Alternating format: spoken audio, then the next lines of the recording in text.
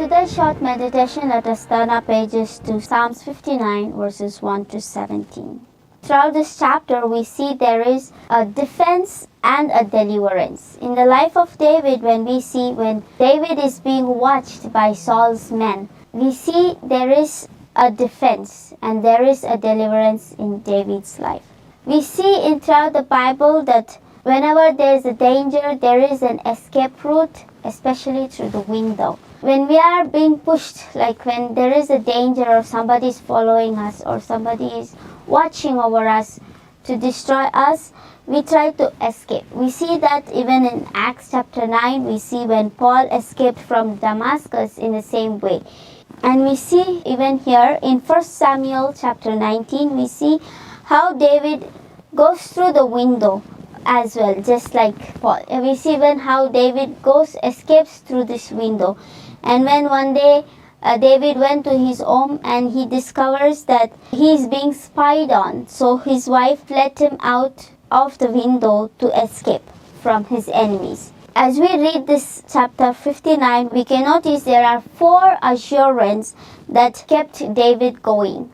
Even when he's being spied and even when he was in his hiding, we see there are 4 things that kept him and which led to his defense and the deliverance. First thing is in verse 1 to 5. We see that David knows that God sees, so he prays. So from verses 1 to 5, we see how David pleads to God, how he prays to God. There is a need for David to be delivered and to be defended. Even though when his enemies are lying about him, it is very hard to be suffered in David's position that time.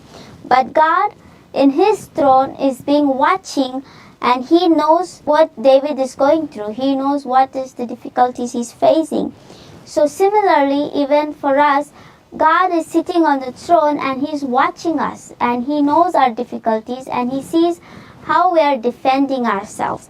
And next time when we are in trouble, we need to remember from David's life as we read this chapter that God sees us. And the first thing that comes to our mind when he sees us is to pray to him because he's listening to us. From verses 1 to 5, we see how David prays. So God in his throne sees us and he listens to us. In our difficulty times, the first thing that we can learn from David is to pray. And secondly, from verses 6 to 9, we see that David is sure that God hears. So what he does is he waits.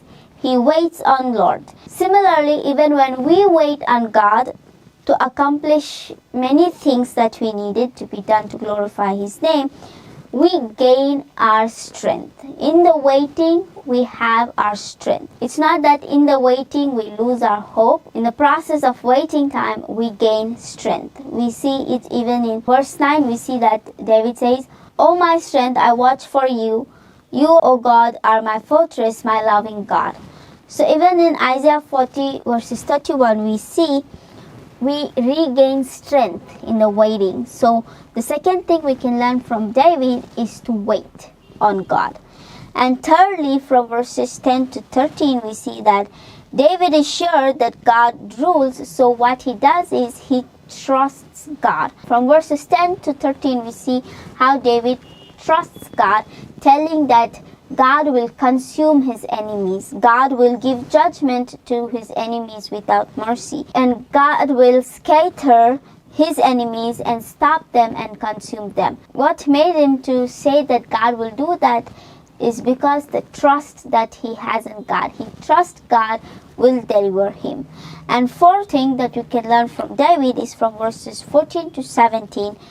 David is sure that God delivers. So what he does is he sings. We cannot always stop anybody's actions of what is going to happen, but we see here David's wife is warning David. He has to live or he's going to be dead because there are spies spying on him when he's at home. And yet we see David was able to sing.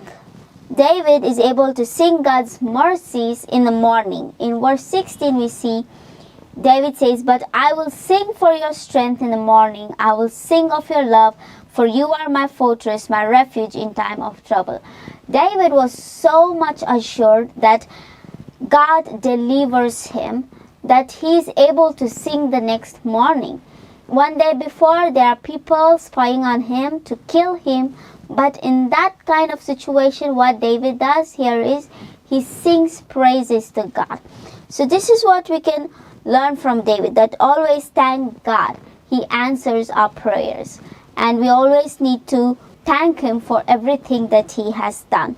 And how can we exercise these things in our day-to-day life? How can we exercise these things in our faith when we are pursuing difficulties or when we are pursuing the enemies that are in our life? What we learn from David is to respond by praying, waiting, trusting, and singing. These are the 4 things that kept David to move on and to depend on God. So the first thing is he prays.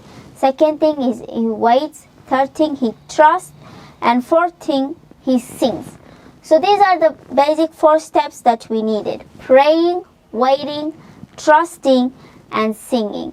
So when we have these 4 things, we can go on forward no matter what kind of situations or troubles or difficulties we are facing. When God was able to protect David and deliver and be his defending, he will be the same to us when we are to him, in our praying, in our waiting, and in our praising him, in our songs. So let us try to learn from David today that the 4 steps that kept David to go on will keep us the same. It will be the same for us to keep moving on in our day-to-day life by praying to God, and by waiting to God, and by trusting in God, and singing praises to God even in our difficult times. Amen.